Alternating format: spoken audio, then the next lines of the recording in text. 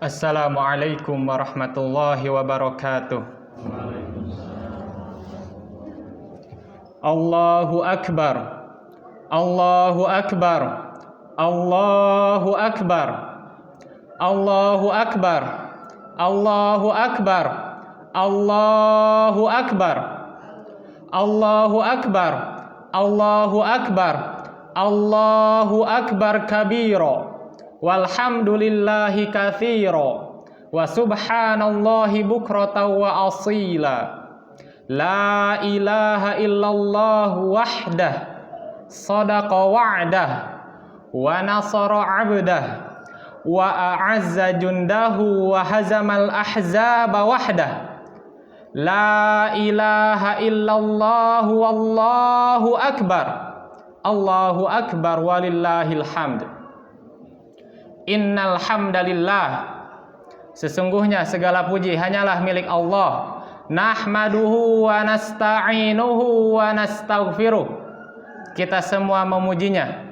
Kita semua hanya meminta pertolongan kepadanya, dan kita semua hanya meminta ampunan padanya. Wa na'udzu billahi min syururi anfusina wa min sayyiati a'malina. Kita semua berlindung kepada Allah dari keburukan jiwa-jiwa kita dan dari kejelekan apa yang kita perbuat. May yahdihillahu fala mudhillalah. Barang siapa yang diberikan petunjuk oleh Allah, maka tidak ada satu pun yang bisa menyesatkannya. Wa may yudlil fala hadiyalah. Dan barang siapa yang disesatkan oleh Allah, maka tidak ada satupun yang bisa memberinya petunjuk. Asyhadu an la ilaha illallah wahdahu la syarikalah wa asyhadu anna Muhammadan abduhu wa rasuluh. Shalawatu rabbi wassalamuhu alaihi wa ala alihi wa sahbihi wa man ihtada bihudahum ila yaumil qiyamah. Amma ba'du, faqala Allahu ta'ala ya ayyuhalladzina amanu taqullaha haqqa tuqatih wa la tamutunna illa wa antum muslimun. Wahai orang-orang yang beriman, bertakwalah kepada Allah sebenar-benarnya takwa, dan janganlah kalian mati kecuali dalam keadaan Islam. Amma ba'du, hadirin sekalian, hari ini kita berada di hari raya kita, hari raya umat Islam, di mana hari ini adalah sebaik-baik hari dalam satu tahun.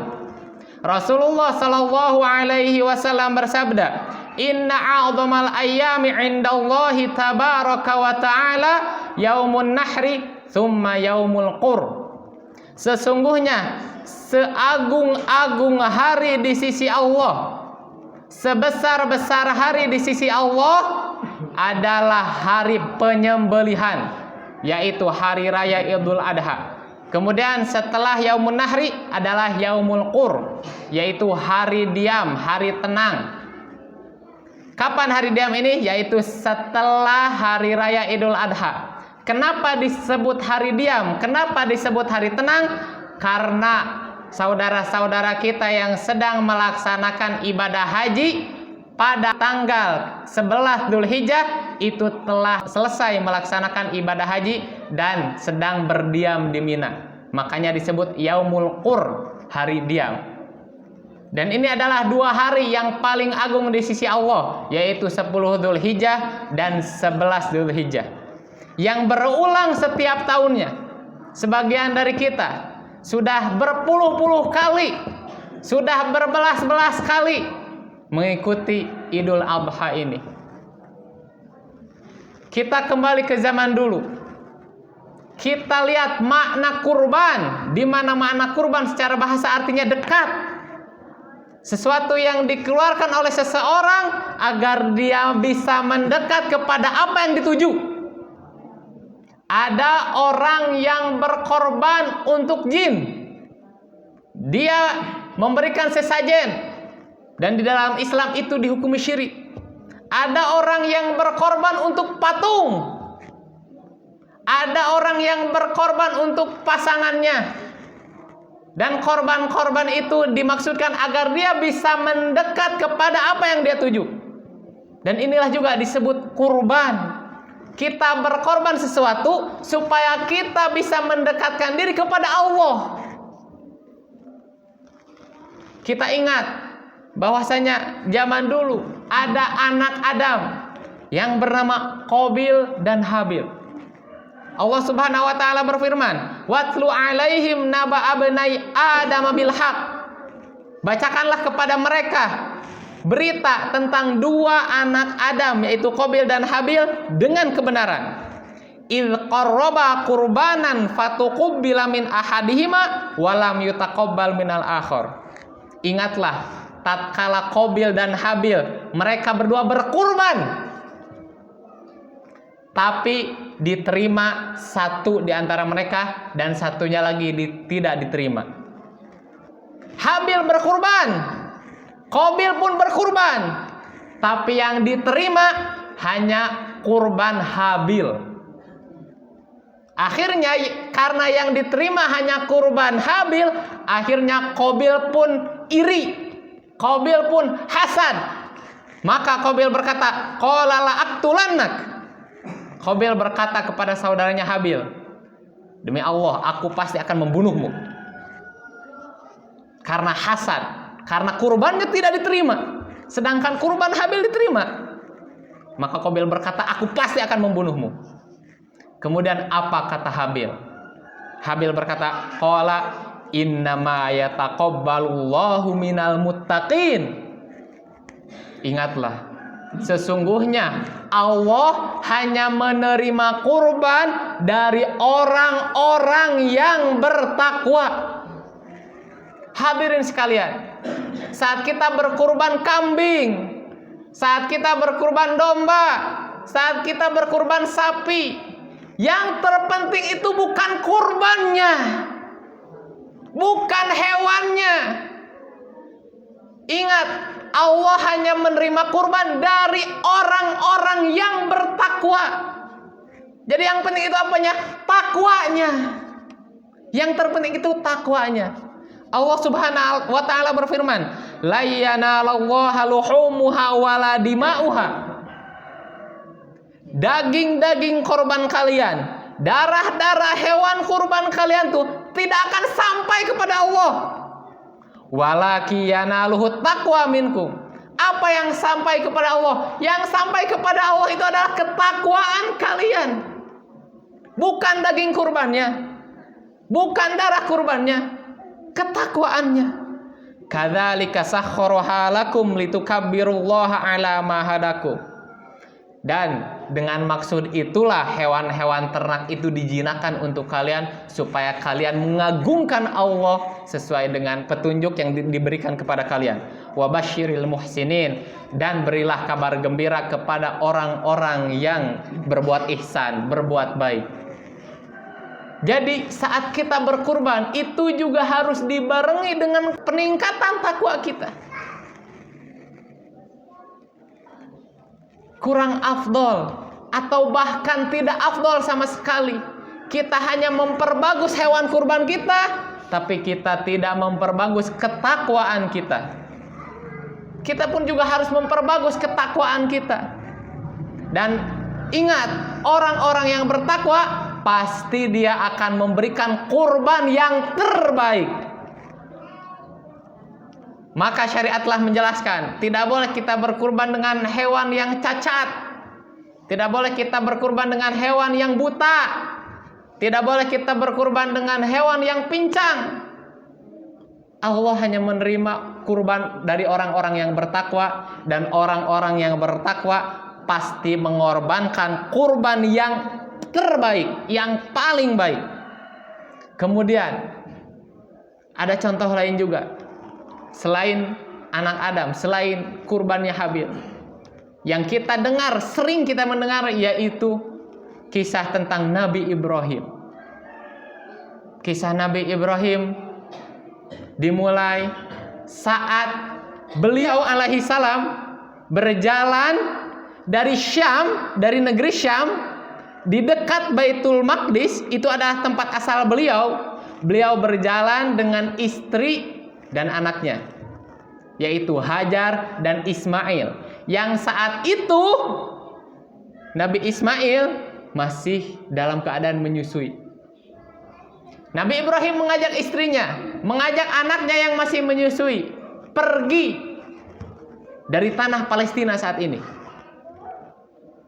Menuju mana? Menuju Mekah. Menuju Mekah. Kemudian sesampainya di Mekah, apa yang dilakukan Nabi Ibrahim? Nabi Ibrahim meninggalkan Sayyidah Hajar dan anaknya yang masih menyusui. Kenapa sampai setega itu Nabi Ibrahim meninggalkan istri dan anaknya yang saat itu masih menyusui? Apakah ini sebuah ketegaan? Ternyata tidak. Istri Nabi Ibrahim bertanya kepada Nabi Ibrahim, Allahu amaraka bihada? Apakah Allah yang menyuruhmu melakukan ini? Apakah Allah menyuruhmu meninggalkanku dan anak kita yang masih menyusui ini? Apa kata Nabi Ibrahim? Naam, ya, Allah lah yang memerintahkan hal ini. Kemudian kata Sayyidah Hajar, idzan la yudayyi'una. Kalau ini adalah perintah Allah, Allah tidak akan mungkin menyia-nyiakan kita. Allah Subhanahu wa taala berfirman, hikayah sebagai kata-kata Nabi Ibrahim, Rabbana inni askantu min dzurriyyati biwadin ghairi dzi zar'in inda baitikal muharram.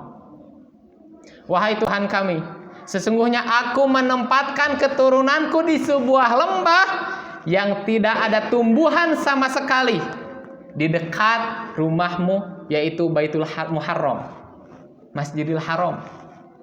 Nabi Ibrahim meninggalkan Siti Hajar di dekat Masjidil Haram, yang saat itu tidak ada tumbuhan satupun, tidak ada air sedikit pun. Tapi Sayyidah Hajar bertanya, apakah Allah memerintahkan ini? Ya, Allah memerintahkan ini. Kalau gitu Allah tidak akan menyia-nyiakan kami. Dengan optimisnya ibunda Nabi Ismail saat itu, tidak ada makanan sama sekali, tidak ada orang satupun, tapi optimis Allah tidak akan meninggalkan kami, karena ini adalah perintah Allah. Maka dari itu kita dapat mengambil pelajaran dari ibunda Nabi Ismail ini, bahwasanya kalau Allah sudah memerintahkan sesuatu, pasti Allah akan berikan jalannya. Diberikanlah air Zam-Zam kepada Sayyidah Hajar dan Nabi Ismail, yang air Zam-Zam itu sampai detik ini tidak pernah berhenti mengalir. Maka jika kita sebagai kepala rumah tangga diperintahkan oleh Allah mencari nafkah, ya sudah, cari nafkah saja, bismillah. Allah tidak akan menyia-nyiakan kita. Mana mungkin Allah memerintahkan untuk mencari nafkah tapi Allah tidak berikan jalannya. Para ibu-ibu, Allah perintahkan untuk taat kepada suami, maka Allah akan berikan jalannya. Lakukan saja. Yang penting ini perintah Allah, Allah akan berikan jalannya. Kemudian beberapa tahun setelah itu, saat Nabi Ismail beranjak dewasa, Allah berfirman, falamma balagha ma'ahu sa'i qala ya bunai inni ara fil manami anni azbahuka fanzur madza tara. Kemudian saat Nabi Ismail beranjak remaja, beranjak dewasa, sudah sering berjalan dengan ayahnya yaitu Nabi Ibrahim, ayahnya pun berkata kepada Nabi Ismail, wahai anakku tercinta, aku bermimpi bahwasanya di dalam mimpiku aku menjembelihmu. Maka bagaimana pendapatmu? Dan kita tahu bahwa mimpinya para nabi adalah wahyu. Mimpinya para nabi adalah wahyu. Kemudian apa respon Nabi Ismail remaja saat itu? Saat dikabarkan oleh ayahnya dengan mimpi yang demikian, qala ya abatif al ma tu'mar. Wahai ayahandaku, lakukan apa yang diperintahkan kepadamu. Nabi Ismail tidak ragu saat itu sedikit pun. Kalau perintah Allah, lakukan. Kata Nabi Ismail, satajiduni insyaallahu minas sabirin. Engkau akan mendapatiku termasuk orang-orang yang sabar insyaallah. Kalau memang Allah memerintahkanmu untuk menyembelihku, aku siap, aku sabar. Kalau ini perintah Allah, lakukan. Inilah pelajaran bagi kita. If'al ma tu'mar, lakukan apa yang diperintahkan. Maka perintah Allah berada di atas segala-galanya, bahkan bisa mengalahkan kasih sayang ayah kepada anaknya. Kalau ini udah perintah Allah, udah lakukan. Terkadang kita sayang kepada anak-anak kita, tapi rasa sayang kita malah merusak anak-anak kita. Misalnya ada beberapa orang tua yang memberikan handphone kepada anaknya, padahal handphone itu merusak anaknya. Dan kalau ditanya kenapa engkau memberikan handphone kepada anakmu, dijawabnya karena sayang. Padahal anaknya kecanduan game gara-gara orang tuanya. Anaknya kecanduan medsos, media sosial gara-gara orang tuanya yang ngasih HP. Ajarkanlah dulu anak-anak itu belajar agama dulu, baru dikasih HP. Maka dengan HP itu dia akan gunakan dengan kebaikan. Jikalau anak-anak belum mengerti agama, sudah dikasih HP, maka dia bisa membuka apa saja yang dia mau. Maka jangan sampai alasan karena sayang justru malah merusak anak-anak kita. Itulah pelajaran dari kisah Nabi Ibrahim yang merupakan contoh keluarga penghuni surga, di mana yang jadi hal yang penting bagi mereka adalah perintah Allah. Kalau ini perintah Allah, jalankan apapun konsekuensinya. Kalau ini perintah Allah, pasti ada jalannya. Maka bagaimana kita tahu apa yang diperintahkan oleh Allah? Yaitu menuntut ilmu. Rasulullah SAW bersabda, talabul ilmi fardhatun ala kulli muslim. Menuntut ilmu itu wajib bagi setiap orang muslim. Bukan hanya wajib selama 12 tahun saja, bukan hanya wajib untuk anak-anak saja. Bahkan kita sudah punya cucu pun kita masih wajib belajar. Kita wajib belajar sampai kita mati. Sampai kita masuk ke liang lahat, kita wajib belajar. Menuntut ilmu.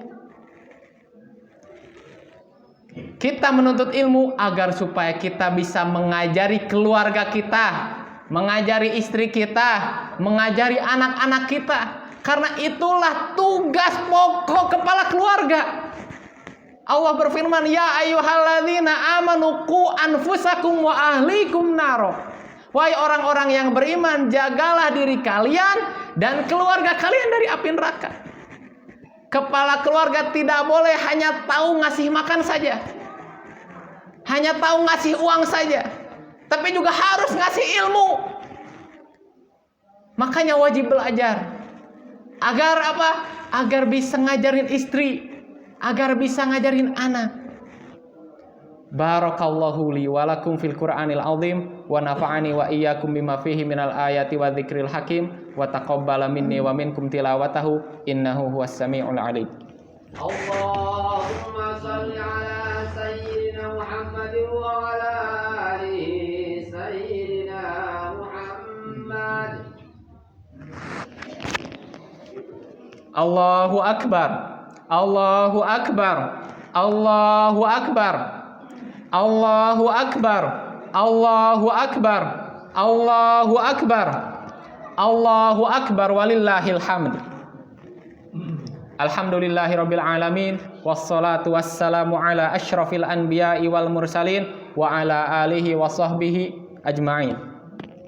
Di khutbah yang kedua ini, khatib ingin memberikan kesimpulan, karena khutbah kedua adalah kesimpulan dari khutbah yang pertama, bahwasanya kita harus memiliki keluarga yang tujuannya jelas. Kita bermusyawarah dengan pasangan kita. Akan kita jadikan apa anak kita? Apakah kita jadikan hanya sekedar pencetak uang? Apakah kita jadikan anak kita hanya sekedar supaya dia bisa nyari uang, kemudian mandiri, kemudian menikah? Atau kita jadikan anak kita, gimana caranya anak kita bisa mendoakan kita saat kita mati? Untuk apa mempunyai anak kaya, tapi saat kita sudah mati, anak tidak mendoakan orang tuanya? Untuk apa punya anak sukses, bergelar tinggi, tapi saat kita mati, dia tidak bisa mengkafani kita, dia tidak bisa memandikan jenazah kita. Untuk apa?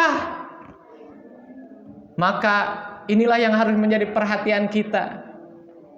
Kita harus tahu anak-anak kita belajar apa saja di sekolahnya. Apakah lebih banyak belajar agama atau lebih banyak belajar pelajaran non-agamanya? Padahal agama akan menyelamatkan dirinya dan orang tuanya, dan bahkan bisa menyelamatkan masyarakat sekitarnya. Kemudian nasihat terakhir bagi yang hendak menyembelih, banyak kita temukan beberapa kesalahan di masyarakat kita. Rasulullah SAW bersabda, "Idza dzabahtum fa ahsinud dzabh." Kalau kalian menyembelih, maka hendaklah kalian perbagus menyembelihnya. Apa yang dimaksud perbagus menyembelihnya? Hendaklah kalian pertajam pisaunya. Jangan sampai pisau tumpul dipakai menyembelih, kasihan hewannya, mati secara perlahan. Tajamkan dahulu pisaunya. Dan jangan sampai menyembelih di depan mata hewan lain. Saat kita mau menyembelih hewan kurban kita, jauhkan dahulu dari hewan-hewan ternak yang lain. Karena apa? Kalau sampai hewan-hewan ternak yang lain melihatnya, dia akan stres. Kasihan dia. Jangan sampai diperlihatkan bahwasanya kawannya sendiri disembelih. Kemudian Rasulullah pernah dalam suatu ketika menyembelih, dan Rasulullah bilang, Allahumma taqabbal min Muhammad wa ali Muhammad wa min ummati Muhammad.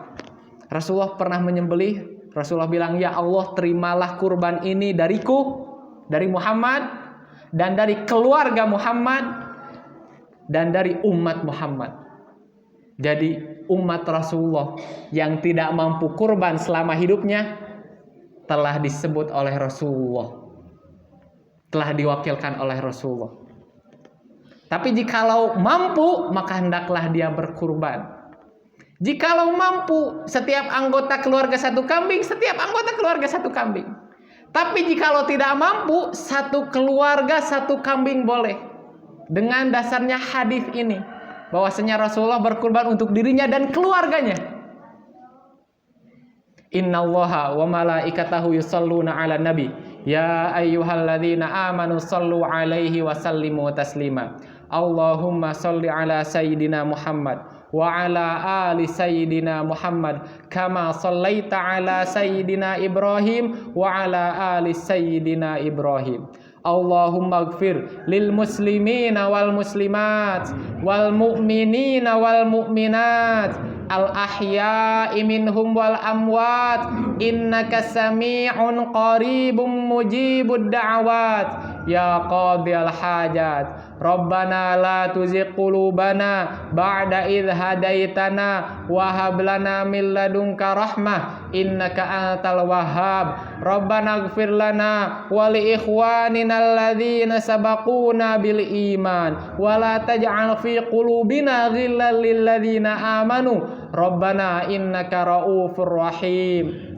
Ya Allah, kami di sini berkumpul mengharapkan ridha-Mu, maka ridhoilah kami ya Allah. Ya Allah, karuniakanlah kepada kami pemimpin yang baik, pemimpin yang sholih, pemimpin yang bertakwa. Ya Allah, berikanlah hidayah kepada saudara-saudara kami, kepada tetangga-tetangga kami, kepada keluarga-keluarga kami. Ya Allah, berilah hidayah kepada penduduk Indonesia, terkhusus penduduk desa Ciburial. Ya Allah, berikanlah hidayah. Ya Allah, jagalah kami semua.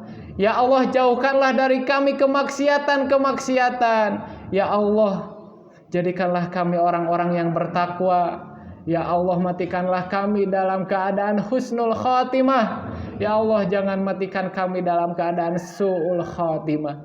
Rabbana atina fid dunya hasanah wa fil akhirati hasanah wa qina adzabannar.